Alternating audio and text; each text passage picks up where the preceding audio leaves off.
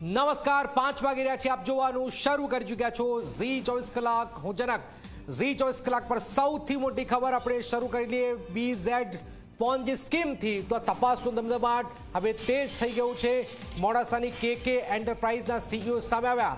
KK એન્ટરપ્રાઇઝના CEO Ketan પટેલે ખુલાસો કર્યો કે પોન્જી સ્કીમ સાથે તેમને કોઈ લેવા દેવા નથી. તેમનું કામ નાણાં ધીરદાનું કામકાજ છે. નાણાં ધીરદાનું લાયસન્સ પણ છે.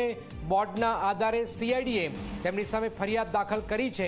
આ પ્રકારની વાત હાલમાં આ CEO કેતન પટેલે ખુલાસા કર્યા છે. હું આજે મારી CID ક્રાઇમમાં ફરિયાદ થઈ છે, મારા બોર્ડના આધારે જ થઈ છે. જે KK એન્ટરપ્રાઇઝનું બોર્ડ લાગેલું છે એના આધારે થઈ છે. બાકી મારા નામ જો કોઈ ફરિયાદ થઈ નથી.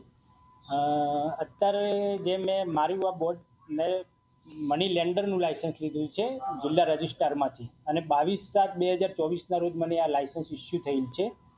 અને હજી મારી ઓફિસનું મેં ઓપનિંગ કર્યું નથી. હજી કોઈ લેવડ દેવડનો કોઈ ધંધો ચાલુ જ કર્યો નથી.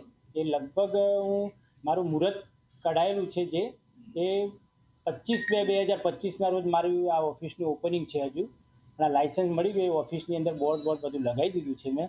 હવે જે ફરિયાદ થઈ છે એના આધાર ઉપર મેં ટાઉન પોલીસ સ્ટેશનની અંદર મારા બધા નિવેદન આપી દીધા છે, મારા ડોક્યુમેન્ટ રજૂ કરી દીધા છે. જે સ્ટેટમેન્ટ છે, આ મારું મની લેન્ડરનું લાયસન્સની કોપી છે, આ ઓફિસના દસ્તાવેજની કોપી છે, એ બધું